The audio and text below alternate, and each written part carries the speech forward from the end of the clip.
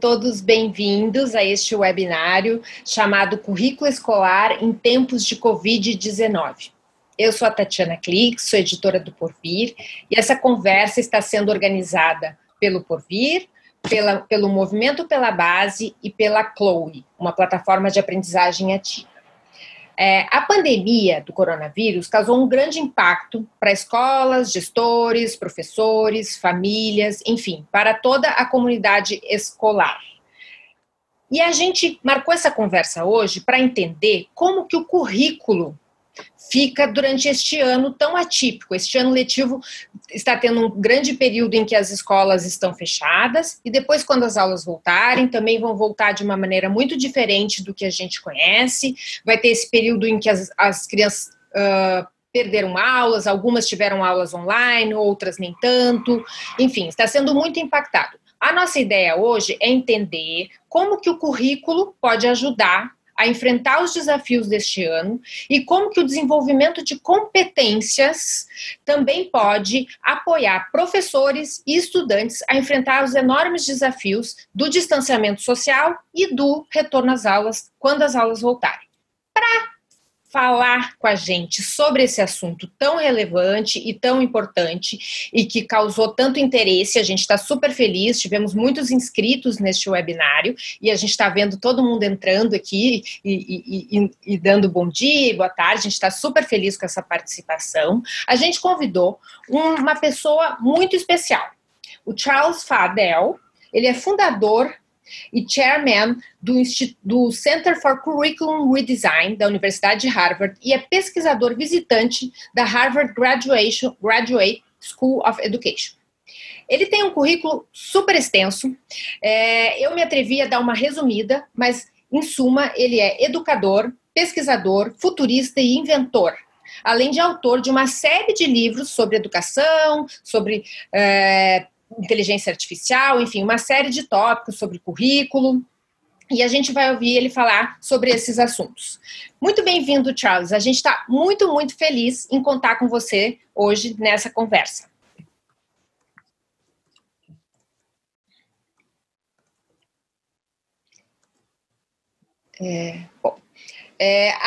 A gente também está aqui conectado com outra pessoa que tem muito a contribuir com essa conversa, que é a Letícia Laile. Ela é educadora, também tem um currículo super extenso, fundadora da Camino Education, que criou essa plataforma Chloe, que a gente é parceiro aqui, junto com o Movimento pela Base, na organização dessa conversa. Ela estuda bastante essa questão das competências, das ciências de aprendizagem, da aprendizagem ativa, e ela vai colaborar com a gente nesse diálogo com o Charles. Bem-vinda, Letícia, muito bom sempre falar com você, estar conversando com você, que já participou de outros webinários, outras entrevistas, é nossa parceira antiga e muito próxima ao Porvir. É sempre um prazer poder conversar com vocês, com o Porvir, com o alcance que tem, falar bem próxima do Movimento pela Base, que é um movimento muito importante, que a gente precisa valorizar aqui no Brasil, de como a gente pensa em currículo como nação, e também em nome da Chloe, contando um pouquinho para vocês algumas das ideias para poder trazer essa transformação que já parte de um currículo para a sala de aula. Ok? A gente vai encaminhar perguntas, né? A gente preparou aqui, eu e a Letícia já preparamos algumas perguntas, alguns comentários para fazer, junto com o Movimento pela Base, mas vocês também vão poder participar enviando os seus questionamentos. Vocês podem enviar ali pelo chat, né? A gente fechou os microfones de todo mundo para não ser muito confuso, porque tem bastante gente aqui participando, e a gente vai filtrar algumas perguntas para passar para o Walter. Mas eu já queria começar, né, com a primeira pergunta para o Walter, para a gente ir aquecendo essa nossa conversa. Charles, aqui no Brasil, as escolas ainda estão todas fechadas, nós já estamos mais ou menos há 2 meses, ou até um pouco mais de 2 meses com as escolas fechadas. Infelizmente, a gente não tem nenhuma previsão de quando as aulas vão retornar. Bom, você deve estar acompanhando, nós nos tornamos um principal epicentro da doença no mundo, e isso tem um grande impacto, enfim, no calendário escolar. E as escolas, os professores estão fazendo um grande esforço para dar aulas e promover atividades remotas. tem uma grande desigualdade, né? Tem escolas que conseguem fazer isso de uma maneira mais efetiva, tem outras que não conseguem tanto, tem muitos alunos que não têm acesso à internet, não têm os equipamentos para acompanhar aulas via ferramentas digitais, enfim, existe uma grande desigualdade nessas aulas, nessas atividades que estão sendo promovidas remotamente. Isso gera várias discussões, uma delas é qual que deve ser o papel dessas atividades, dessas reflexões, enfim, dessas aulas, não sei se dá para chamar de aulas, enfim, do que está sendo promovido durante o período de isolamento. Qual que deve ser o foco? Né? Tem que ser cumprir o currículo, tem que ser manter o vínculo com a escola, desenvolver competências, acolher, enfim. Gostaria de saber, de ouvir de você a sua opinião sobre qual deve ser o foco, o papel dessas atividades que estão sendo promovidas enquanto as escolas estão fechadas.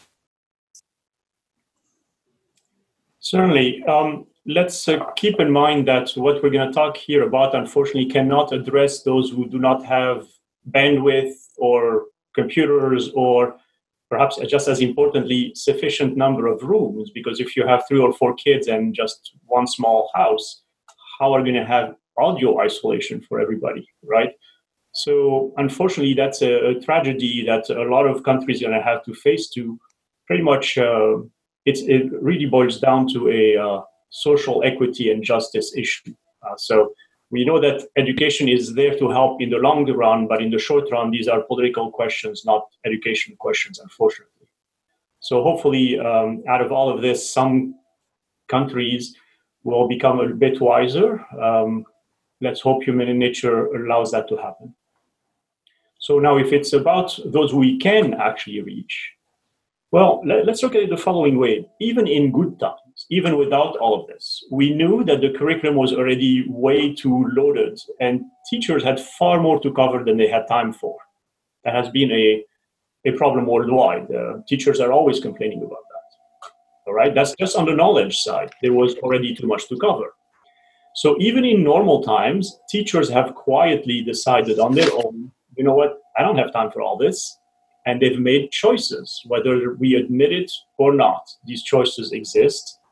And these choices are typically related to what's going to be on the exams. So it's a way to, let's say, cut down on the load. Well, right now, if you're only reaching some of the students some of the time, that's all the more reason to pay extreme attention to, well, what is essential in the knowledge side. And jurisdictions are not prepared that way properly, because even in good times, it was really, really hard to have a conversation with all the academics saying, well, do we really need this much math, this much history, this much whatever? Over the decade, everyone kept adding. No one had the political courage or the intellectual courage to remove things. For an expert, everything is important. For a user of a discipline, that's not true. There are plenty of things in all these disciplines that are a lot more important than others from a normal user's perspective. And so one of the things my center had started doing with Australia is to decide in mathematics what is essential and what's not. And even what's essential can be tiered. You can have essential for a low-level user, a mid-level user, or a high-level user. It's not the same. So all these indications need to be put in place at the jurisdictional level, even for good times. But in hard times, it's all the more necessary for teachers to have access to this information. If you only have this many hours, well, what should I be spending my hours on? More on fractions or more on trigonometric functions? So there's that aspect just on the knowledge side, and I can address the competency side that's required, but I'm going to leave first a bit of time for this to be answered, if you wish to.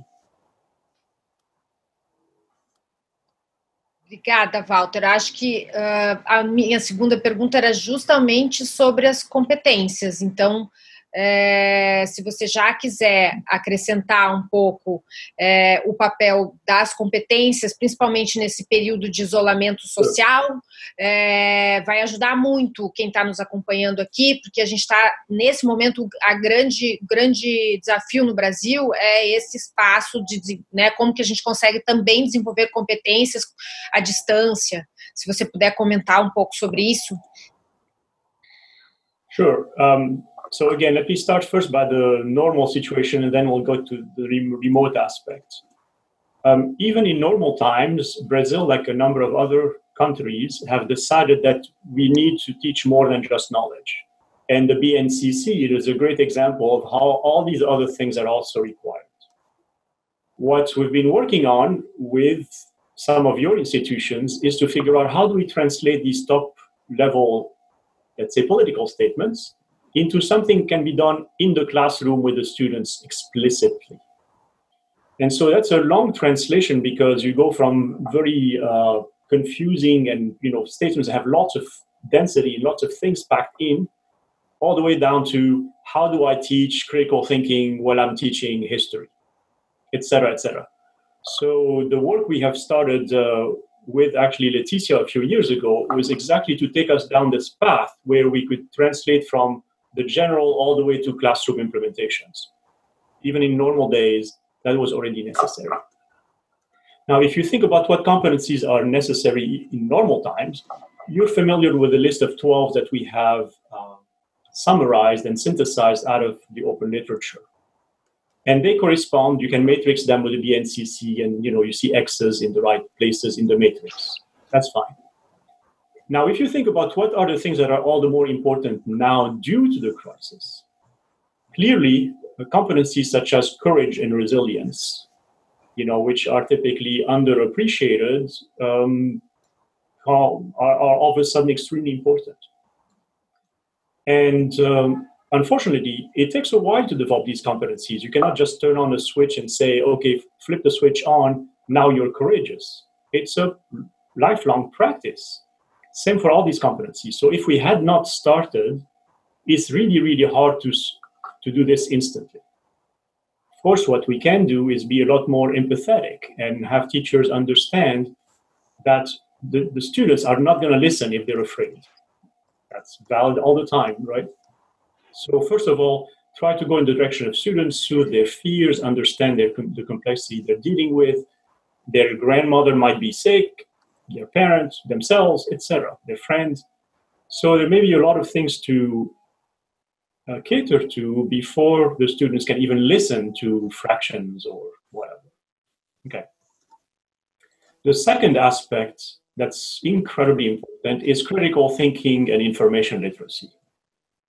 I think what we're seeing in a catastrophic way is the failure of leadership of many countries to address this issue properly and seriously. And Brazil is not the only one in that situation. And I'm sorry for making that statement, but it's a reality we're all facing with. First of all, there's also a knowledge of epidemics and of exponentials that is missing everywhere. Mathematics have not taught anyone the deep concepts behind mathematics. So you may be able to compute an exponential function, but you have no idea that really what it says in human terms is exponentials are deceiving than explosive. And so during this deceiving phase, we don't pay attention. And, some of my family was saying, Charles, you're such an alarmist. Why did you stop traveling at the end of January? Come on. We only have 18 cases. Well, I knew that next week we're going to have 180, the following week 1,800, the following week 18,000. So that's what is not explained even on the knowledge side, what is a core concept. But that's only a precursor to the next step, which is now to think critically about the information you got. Okay, so there's 18 cases. Now what do I do about it? Even if my supposedly esteemed leader says, oh, don't worry, we don't need masks. Oh, don't worry, China is doing everything right, etc. You're like, okay, well, they have an agenda. These people are not there necessarily for me. They're there for themselves. So much for leadership. You know, I'm going to have to think on my own feet, so to speak. And then there's the issue of information literacy that comes with that. People are simply not trained to understand what is good, what is bad information. And what's disheartening is that even the concept of a fact is being disputed. I mean, it's a fact that we're seeing each other. But if you make people even doubt a fact, doubt their senses, that is truly what George Orwell was talking about in 1984. He was literally, don't believe your own senses, don't believe yourself. The system knows better. That's the ultimate in mind control. When you literally tell people, don't believe the facts, don't believe what the majority is telling you, believe in conspiracy theories and silly things like that.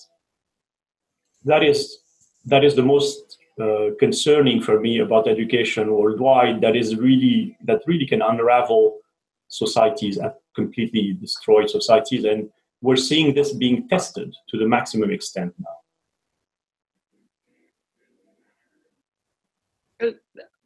Muito obrigada, Charles. Antes de continuar, eu só vou dar um aviso aqui, porque eu estou vendo que está chegando muita gente perguntando como acompanhar a tradução da nossa conversa, então eu vou avisar de novo. Para quem chegou depois, a gente explicou no início. Quem está conectado aqui no Zoom, por favor, conectem. Tem na barrinha de baixo da janela, tem um globinho que chama Interpretation, e ali você pode escolher se você quer ouvir em inglês ou em português, tá bom? Eu queria agora pedir para a Letícia comentar um pouco. Eu acho que, para mim, ficou muito forte da fala do Charles, já uma priorização que ele sugere, né, da gente conseguir, nesse momento de tantas informações, tão difícil de a gente verificar informações, ter raciocínio crítico em relação às informações, me parece que é uma competência, um conhecimento importante de ser desenvolvido nesse momento. Letícia, como, enfim, você também está lidando na sua escola, com aulas remotas, e você tem acompanhado muitos educadores que estão tendo esse desafio. Como que a gente está lidando com isso no Brasil? Se você tivesse que comentar um pouco esse ponto de priorização, ou perguntar mais alguma coisa para o Fadel, por favor. Tati, eu acho que eu queria pegar a onda numa coisa que o próprio Fadel traz, que é essa noção de que a gente precisa trabalhar competências, e que essas competências elas são compostas de mais do que apenas conhecimentos, né? Ele falou, antes da gente começar uma pandemia, a gente já tinha uma dúvida grande de quanto que a gente tinha que trabalhar, quais os conhecimentos que a gente deveria estar trabalhando. E principalmente porque ele traz só o conhecimento, sem que você trabalhe também todas as habilidades, que é um pouco do que você está falando, desse pensamento crítico, das nossas habilidades de colaboração, e sem as nossas atitudes, que aí eu acho que eu puxo muito para o socioemocional, para como que a gente lida, para as nossas experiências. E aí o Charles traz nesse modelo dele também a importância da reflexão, da meta-análise, do você refletir sobre a sua aprendizagem. O aprendizado não vai estar sendo eficiente. Ele não estava sendo eficiente antes da pandemia, e nesse momento de agora, mais ainda, né? A gente está num momento onde muitas dos artifícios que a gente usou na educação e na escola, eles acabaram caindo por terra, porque a gente tem um momento onde a gente colocava uma criança dentro de uma sala e assumia que ela estava aprendendo. E muito do que a gente está vendo quando a gente olha e vê que o acesso mudou, é que não necessariamente essa aprendizagem está acontecendo. Então, muita coisa foi desmascarada. Acho que quando o Charles traz isso, né, que a gente já começou a olhar como que você traz o conhecimento relevante, e acho que o que ele falou, né, eu concordo com ele também como curriculista, que o currículo é essencial porque ele é esse norte e que no final das contas, né, o currículo está falando de escolhas de nação, está falando de escolhas importantes, ele já ter sido trabalhado desde sempre, né? E acho que isso é o que o Movimento pela Base traz, a importância da gente olhar a aplicação da base desse lugar de grandes competências, que não é só o conteúdo, e que é mais relevante ainda no momento que a gente está. Quando a gente fala da necessidade de você poder experimentar o conhecimento e você usar as suas habilidades de pensamento crítico, por exemplo, a gente está falando talvez de que o formato para essa escola, para esse conteúdo, para isso poder ser trabalhado, ele não pode ser só o formato no qual o professor fala, né? Isso a gente já viu que não estava engajando, que não é relevante. Como que você garante que um estudante que está agora com um acesso diferente, ele consegue estar realmente participando da escola? Como a relevância é tão importante? E acho que eu gostei muito dessa fala inicial do Charles, que eu acho que a gente está num momento onde a calça curta, né, desse modelo mais tradicional de educação, ou desses currículos e desses sistemas que não contemplam a grande competência como uma orquestragem grande de conhecimentos importantes e essenciais, de habilidades, como pensamento crítico, como colaboração, das nossas atitudes, como construir resiliência, como você constrói coragem, que são elementos muito importantes. E toda a nossa capacidade de meta-análise, ela já estava faltando.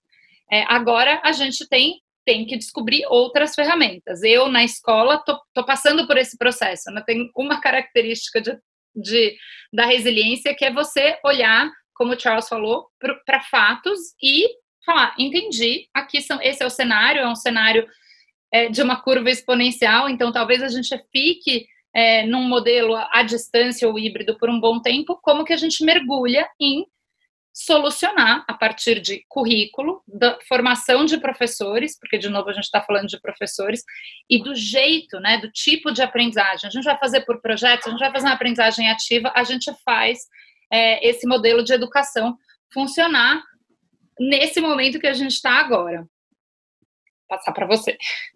Obrigada. Muito obrigada. Bom, a gente já está com muitas perguntas aqui, e então eu vou encaminhar uma das perguntas que chegou de uma das pessoas que está nos acompanhando, tá bom? É uma pergunta do João. Ele diz: no caso de um processo de priorização de conhecimentos, há algum processo mais específico e pragmático em termos de decisão para fazer isso? Eu tenho discutido e experimentado esse processo com algumas secretarias de educação públicas e tem bastante aderência. Charles, por favor. So to clarify, we're saying prioritize some areas of knowledge and competencies, not knowledge against competencies, right? To be sure that this is the question, right? We're not saying only knowledge, but within knowledge, how do we prioritize better? Okay. So it is a very, very hard, question. We've worked for a year and a half with Australia trying to go through mathematics alone and to figure out, what are the content areas and the concepts that go hand in hand. So as I mentioned, exponentials and deceiving, then explosive. Once you have a series of all of these things identified, then you can make decisions about which one seems more important than others. But also it's more important for what? If we want to say more important for life and transfer, it's a different answer often than if what's important for expertise, for mathematics and higher education in mathematics. The complexity is have the right blend of both, because you can actually achieve both goals. But it's a very, very complicated analysis line by line by line that we've been doing, not something with a big chainsaw. It's like a scalpel. Some things come off, some things stay, something gets improved. Now, it doesn't mean that you cannot do this experiment yourself. Whomever asked the question, try. It's already better than not doing anything and assuming that everything needs to be covered the same way. Try. You probably, as a rational human being, have a sense for what is actually useful. You may be right 80% of the time. Try, go ahead. It's still better than doing nothing and pretending that everything is just as important as everything else. I would really recommend you try. Medium term, that's what my center is doing. The problem we are also facing is the fluidity of the situation. We don't know how long this will last. If we said it's going to last until September or whatever, at least that's one answer and we know how to deal with the short term. If we say this is going to be like rolling blackouts in electricity, it's going to go in and out for a couple of years until we have vaccines and or medicines, it's a different question. So that's the tension here, the very short term and the lack of resources to address it, unless it is through individual action from people like the person who asked the question, versus more sustained over the longer term by institutions that have a lot of expertise about how to handle this. But again, that takes time. Muito obrigada. Tem mais uma pergunta aqui que fala sobre os alunos que são especiais, que têm algum tipo de necessidade especial. E a pergunta é: como trabalhar as competências com esses alunos, se mesmo presencialmente isso é um pouco mais complicado e eles não têm recursos tecnológicos? É uma pergunta da Ivana, que está nos acompanhando. Antes de você responder, deixa eu só dar os avisos novamente sobre a tradução. Quem está acompanhando aqui pelo Zoom, pode escolher o canal que quer ouvir, se quer ouvir em português ou inglês. Na barra de baixo do Zoom, no canto mais para a direita, tem um globinho onde está escrito Interpretation. Ali você escolhe se quer ouvir em inglês ou português. Quem está acompanhando pelo Facebook, a gente teve uma dificuldade e não conseguiu transmitir o sinal em português, está aparecendo lá em inglês. Então, a gente convida quem está precisando da tradução para português para ficar aqui, para se conectar aqui no Zoom, tá bom? Agora, Charles, a pergunta sobre os alunos que têm algum tipo de deficiência, por favor. It's okay. I'm going to sound a bit tough, but here's the reality. We're being thrown back about 50 years.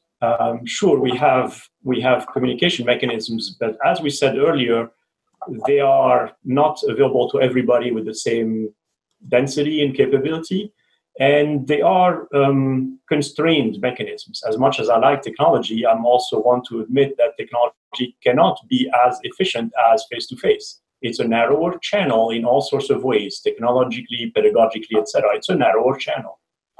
So in essence, you can compare this to being thrown back 50 years, where education was more of a luxury for some and not available to everyone. I remember in the days of my grandmother, you had to literally move to another town if you wanted to have a school. You could not walk 20 miles a day back and forth. So you literally have to go as an intern at the school.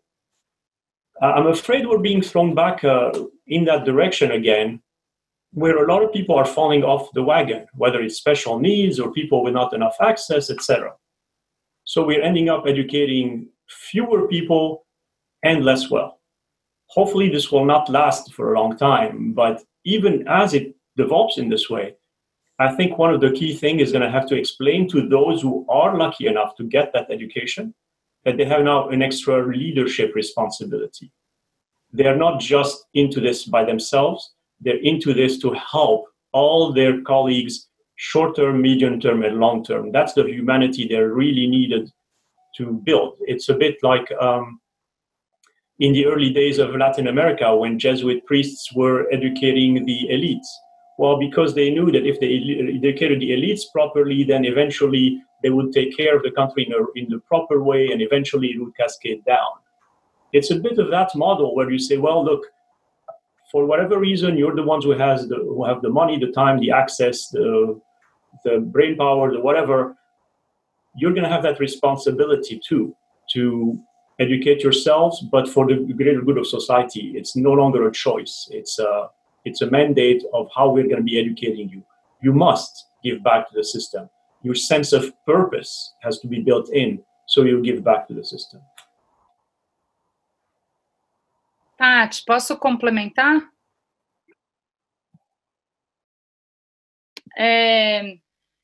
acho que a gente está num momento em que, de novo, honrando os fatos, a gente não pode deixar de ver que realmente a gente tem um momento em que algumas escolas têm privilégio de acesso, alguns estudantes, algumas redes, e aí, dependendo das organizações, as pessoas conseguiram ter esse acesso. Outros países do mundo que ou passaram por essa pandemia mais rápido, mas a gente tem uma ruptura nesse momento, né? Então, por exemplo, respondendo à pergunta da professora, uma criança que tem, por exemplo, um déficit de atenção, fazer aulas online, por melhor que seja o acesso dela em casa, é um desafio incomensurável, é muito difícil, é difícil mesmo.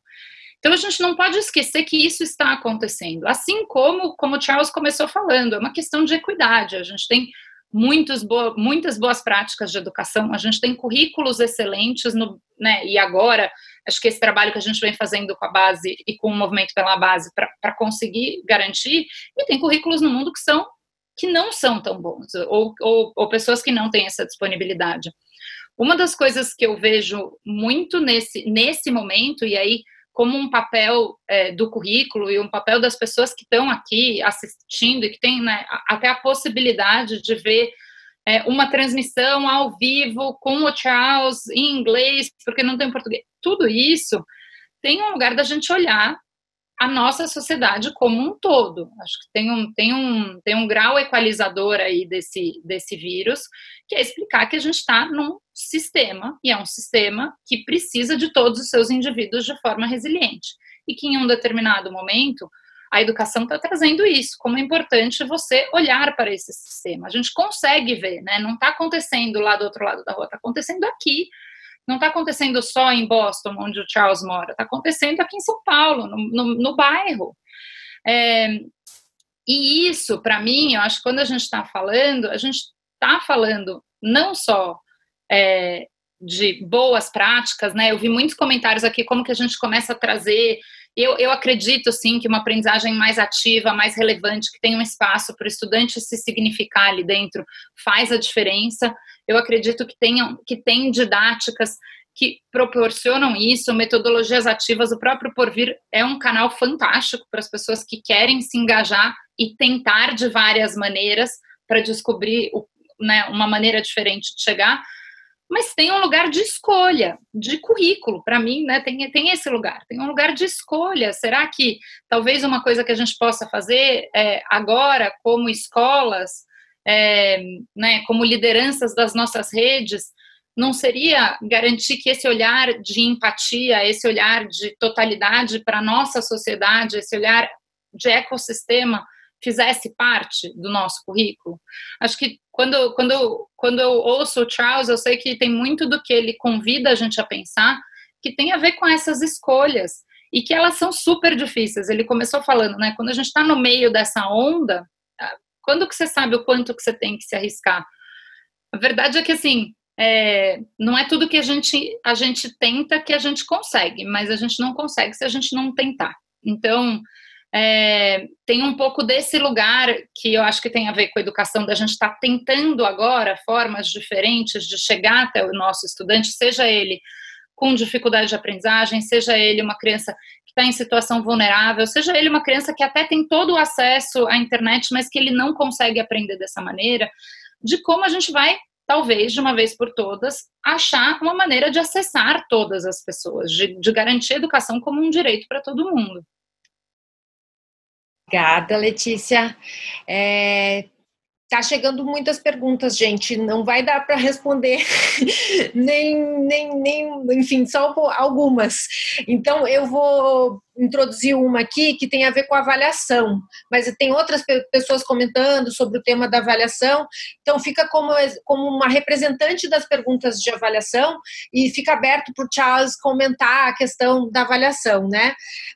A pergunta da Keila, que eu vou ler aqui, quais critérios para medir a equivalência das aulas remotas com as presenciais no que se refere ao tempo de dedicação dos alunos?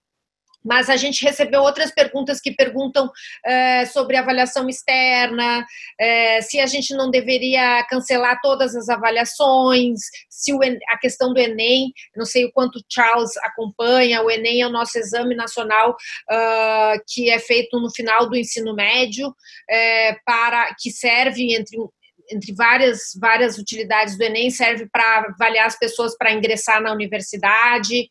É um SAT, mas não é exatamente um SAT, e a gente está com uma polêmica grande sobre adiar e não adiar, agora acabou sendo adiado um pouco, enfim. Eu queria usar esses questionamentos para ouvir o que o Charles tem a dizer sobre avaliação e a conexão da avaliação com o currículo, essas priorizações, enfim, qual é o papel da avaliação nesse ano? Okay. So regarding assessments, first of all, fundamentally, there's nothing wrong with assessing, meaning we assess things constantly as human beings around us. We assess whether we have enough light on our faces when we do a video session. We're constantly assessing all sorts of things. Assessments are not a problem. Assessments are a problem when they're poorly targeted and poorly executed, okay? So for me, there's no philosophical hatred of assessments. However, there's a profound dislike of antiquated assessments measuring the wrong things. Let's be clear about that. Then there's the issue of end of studies assessments, which is different from constant assessments as you are learning. End of studies assessments, whether we like them or not, have a purpose of partially deciding who has the capabilities of going to college, at least from a knowledge perspective. In reality, there are all sorts of distortions because they're also measuring resilience more than just knowledge, whatever. So no matter what, at some point you have to know what the student is at. And even if that measure is very, very poor, that's what's in place. And that needs to continue running for the sake of continuity. So what could be done, of course, is to say, well, look, if the students have stopped at this phase and the rest of the year is gone, well, we're not going to test them on the material of the rest of the year. It will be a deficit, but hey, we'll figure out a way to catch them up later at the college level or the apprenticeship level. So that should be at least one fairness mechanism of really focusing on what's being done, what can be done during the school year. I also have to keep in mind that you guys are not finishing in June, but November. So you have more time between now and then to catch up a few things. And also, lastly, high school students, particularly of the last year, are much more capable of operating on their own with just some guidance rather than a young 10-year-old, right? So you can always say, look, we're not going to test you on these things, but these are the ones we are going to test you on. Just study, and here's what you should be doing. That's a very complicated, different question from what you do in the meantime throughout the years. Even in a good day, this is a complicated conversation, because when we are trying to move from what is, let's say, too much information to what is essential, that already has not been taken care of. So it flows from the standards down to the assessment. The assessments need to be changed to reflect what is actually essential.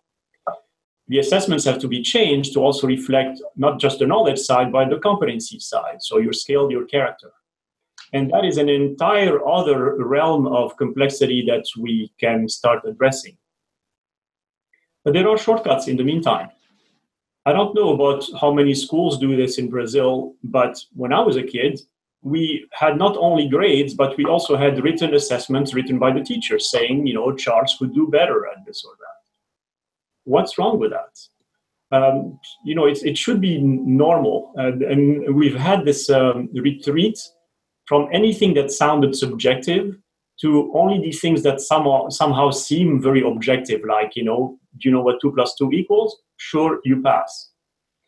That's the easy part. But a lot of the things that are important to measure are not easy to measure. And so that's where it's perfectly okay to accept subjective assessments by teachers. And if you think about it, if you do these subjective assessments over 12 years or so, you absorb all sorts of situations. You absorb the fact that perhaps Charles didn't like one teacher, or one teacher didn't like Charles, or Charles didn't like math, or the Charles classroom peers didn't like Charles, and on and on. So when you start aggregating all these data points over 12 years, it takes away all the little fluctuations that are due to, for example, I don't know, if someone's family is divorcing, all of a sudden your grades go down. Well, if you have this moving average that takes care of every data point, then you no longer have these sudden blips about a bad instance of something.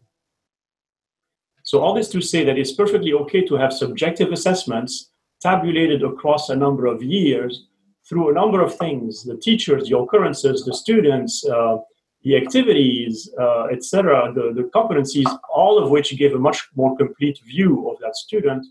And that view is, well, partially scientific. It's basically people's opinions in a large way. And that matters for us in life. In the corporate world, we're constantly judged that way. We're not only judged by whether we give the report on time or the quality of the report, but also whether we communicate it properly to our colleagues. So if you go through 10 years in a corporation and every year you get your boss and your colleagues say you don't communicate well, you may want to do something about it.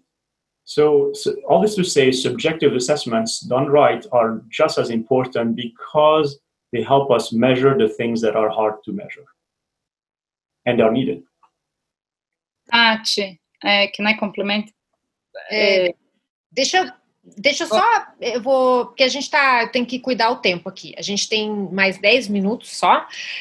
Então eu vou fazer mais uma colocação aqui, uma pergunta, daí a Letícia responde de complemento que você quiser complementar em relação à pergunta anterior, e aí a gente deixa para o Charles fazer o encerramento. Eu queria introduzir um outro tema aqui, nessa última pergunta, que é o retorno às aulas. Aqui no Brasil, Charles, a gente teve um mês e meio de aulas, e aí as aulas foram interrompidas. A gente ainda tem até o final do ano, né? O ano letivo, na verdade, estava no início, quando as escolas fecharam. Então, tem uma grande preocupação de como vai ser o retorno às aulas e como que a gente tem que priorizar competências e conhecimentos.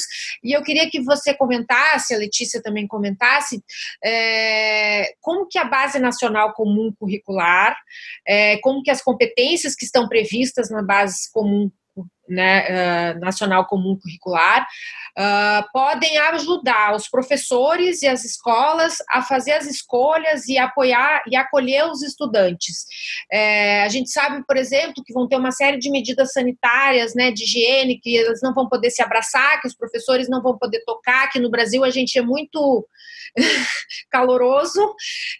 Então, como que a base pode ajudar e o desenvolvimento de competências pode também ajudar nesse acolhimento que vai ser necessário nesse retorno. Aí, Letícia, se você quiser começar, e aí depois a gente passa para o Charles fazer o grande finale. Tá bom, vou falar rapidinho, acho que talvez falando do meu lugar na Camino School. Então, como eu estou, e aí reservado claramente as nossas particularidades, complementando um pouco do que o Charles trouxe dessa ideia de avaliação, tem uma ideia muito boa que a gente pode incorporar e que às vezes você não precisa de grandes decretos e que podem complementar. Eu vi a Tainara, eu estava lendo aqui o chat, a Lilian comentaram a importância da gente trazer uma visão maior da aprendizagem. Então, por exemplo, trazer um portfólio ou um professor começar a colecionar essas aprendizagens, saber que o valor e a qualidade que o olhar de um professor tem para um estudante faz muita diferença. Então, né, você poder ter portfólios de aprendizagem que olham para projetos ou que olham para além só daquela avaliação que a gente já tem, já sabe, como o Charles falou, não tem problema nenhum, mas ela não é uma foto que descreve toda a potência de cada um desses indivíduos, que são maravilhosos, que são os nossos estudantes, os nossos professores. Então, trazer essa noção é uma coisa que às vezes você começa ali na sua sala de aula e que eventualmente pode ser uma política de toda a sua escola ou de toda a sua rede. Então, acho que esse é um convite bom para a gente começar a tentar alguma coisa diferente. Então, olhar para esse processo de construção de portfólios ao longo do tempo. Eu acho que tem muita incerteza ainda, e aí respondendo a outra pergunta sobre a volta, e eu acho que tem uma incerteza física, né, estrutural, a gente vai ter um pedaço da sala, um outro pedaço. Eu acho que tem uma próxima versão do que a gente está vivendo agora, que é um ensino à distância para um ensino híbrido, né, bem híbrido, e acho que aí é bem legal a gente poder ver o que já tem aí. A gente fala muito de aula invertida, de novo, falei a Lilian Bassi, que está aqui, é uma das pessoas que mais entendem disso, mas a gente vai ter uma próxima fase desse meio do caminho, de descobrir como vai ser, e acho que a Carol Campos, alguém comentou assim, a gente fala de muita recomendação sanitária, mas de pedagógica a gente não está vendo. E eu acho que a nossa base nacional, eu acho que aquele documento que foi produzido pelo Movimento pela Base, junto com o Center for Curriculum Redesign, pode dar boas pistas de como a gente pode trazer o trabalho dessas competências que são tão importantes, resiliência, coragem, comunicação, esse pensamento crítico, as competências mindfulness que a gente traz lá, de verdade, como que isso é visível na escola. Então, lá, eu acho que tem um trabalho que o Charles já começou, que ele faz, a gente acompanha, está fazendo na Austrália, e que a gente já tem feito com as nossas competências gerais. Eu acho que isso é uma coisa muito rica, a gente não, né, para qualquer escola pública, particular, tem ali um documento que já foi pensado, e como primeiro passo pode dar muito apoio para escolas, para gestores que estão querendo pensar nessa volta sob o ponto de vista pedagógico, incorporando todas essas novas considerações. Obrigada, Letícia. Charles, palavra é sua. Well, first of all, it's wonderful to have not just Walter to translate my words, but Leticia to translate my thoughts.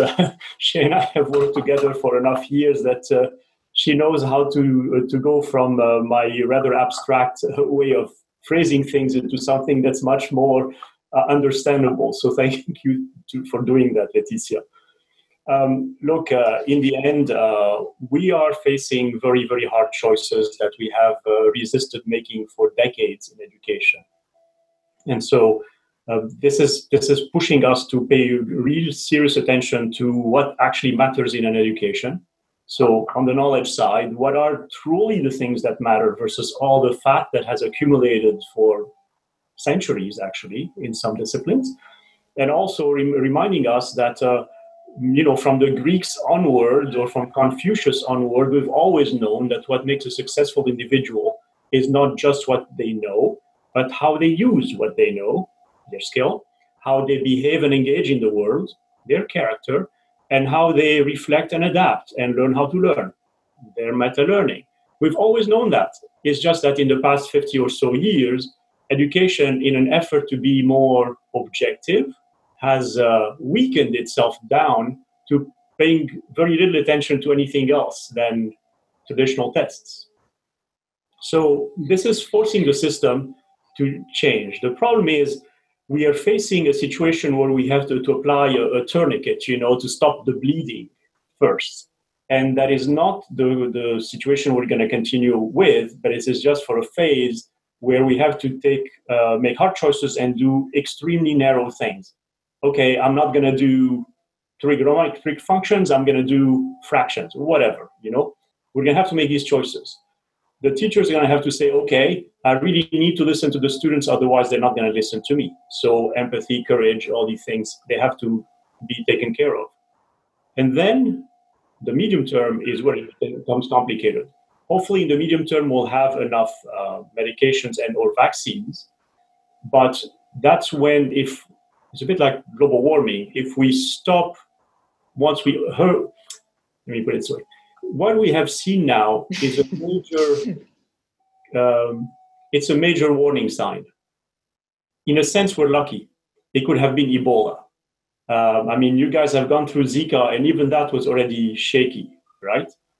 So we're getting these warning signs, and we better take them for the lessons they give us. We really, really need to prepare ourselves differently in terms of avoiding the problem to begin with, and that's not very easy with humans. But also, once we have a problem, how to react fast with the right leadership, the right everything else. That is essentially where education has fallen in its mission in the past 50 or so years.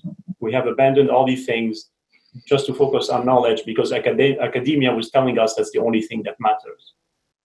That's not the only thing that matters.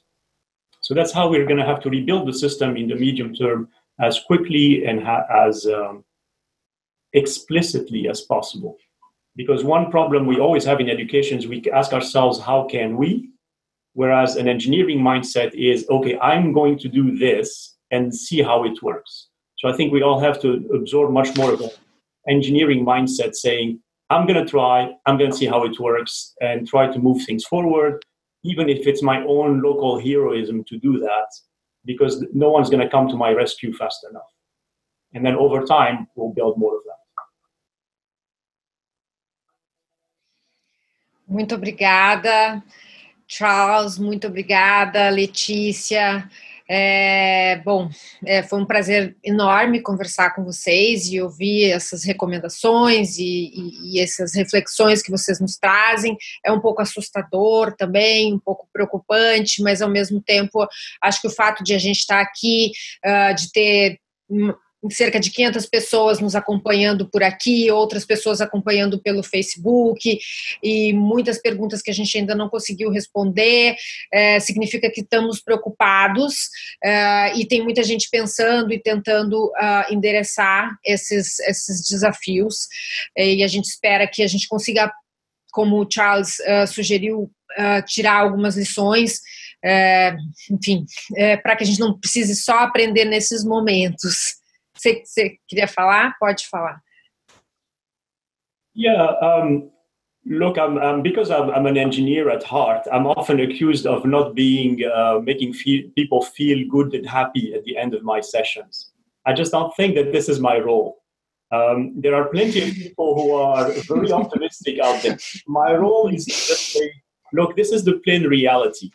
I'm not here to make you feel good or bad or indifferent. I'm just here to say, this is the reality. How can we address it? And all of you working together can take care of each other's emotions and fears and so on.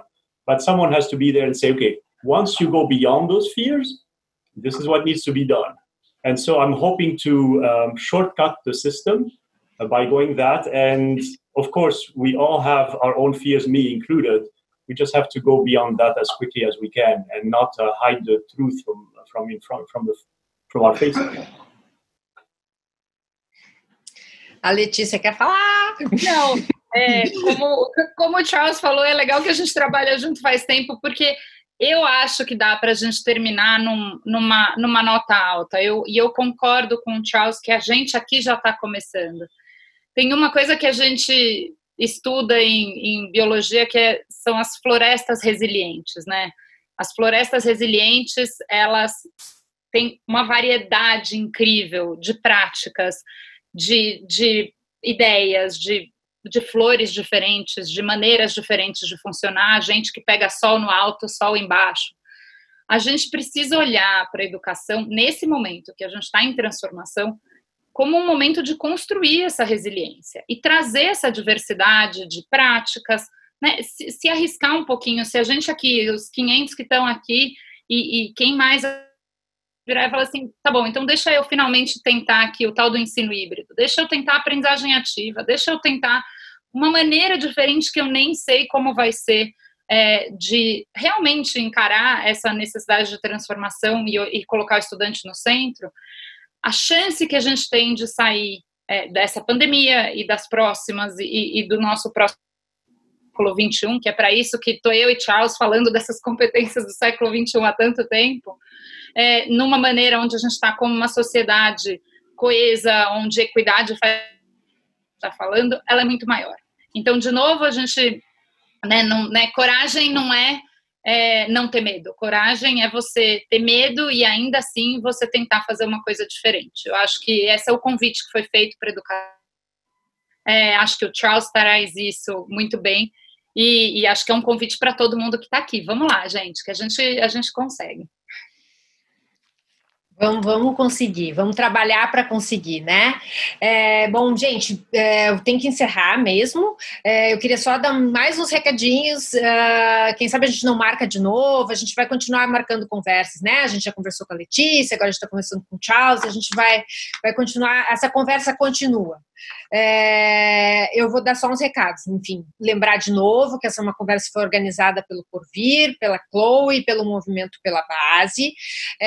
O Movimento pela Base tem no seu portal, tem uma série de conteúdos que ajudam a gente conseguir, né, a gente começar a trabalhar para essas provocações que o Charles e a Letícia trouxeram. Então, vocês podem dar uma olhada no chat, que a Naíma do Movimento está colocando alguns links, né? Então, tem alguns cursos sobre as competências gerais, tem uma ferramenta que faz combinações entre conhecimentos e competências, que ajuda os professores, os líderes educacionais, os gestores, os curriculistas a planejarem suas aulas, seus currículos, e acho que é uma boa referência para quem sair daqui super estimulado para agir. Né? Além disso, bom, o Porvir, no nosso portal, a gente tem uma página especial sobre a cobertura em tempos de coronavírus, a gente está acompanhando todos esses medos, né, e essas angústias, e estamos tentando produzir conteúdos para ajudar também, tanto quem está com o desafio de promover o ensino remoto, atividades remotas, como quem já está pensando lá na frente como é que vai ser a volta, como é que vai ser o currículo, as famílias, que também, a gente nem falou nelas hoje, mas enfim, também tem uma angústia aí das famílias, e a gente tem bastante conteúdo lá, e a Chloe está oferecendo um curso gratuito sobre a aprendizagem ativa. Acho que a Letícia pode fazer a propaganda, né? Melhor do que eu. Então, eu posso falar, gente, nessa intenção de se aventurar, eu me aventurei a fazer um curso ao vivo, então ele foi gravado, então eu convido vocês, ele é gratuito, fala um pouquinho de ciência da aprendizagem ativa, tem sugestões para quem quiser ver sobre ideias de dar aulas mais ativas e trabalhar competências e trabalhar reflexão e meta-análise. Então, a gente fez um experimento, acho que ficou muito legal, convido quem quiser assistir. Vocês vão me ver lá fazendo essas caretas e pelo menos a gente mostra que a gente está junto também, né, Tati? Isso. A Vivi, que está nos acompanhando aqui, vai colocar o link daqui a pouquinho aqui no chat, tá, gente? Então, o pessoal está perguntando, ela já vai colocar. E, enfim, agora é para a gente se despedir mesmo, agradecer o Charles, a paciência, a disponibilidade, agradecer o Walter, que foi sensacional, a tradução dele, até a Letícia desistiu de falar inglês. E dizer que a conversa continua, a gente vai ter outros webinários e, enfim, a gente tem outros canais aí para continuar conversando. Muito obrigada a todos. Charles, ainda quer falar alguma coisinha? Thank you all. Thank you. Charles, you're a rock star. Thank you. Bye-bye. Bye-bye.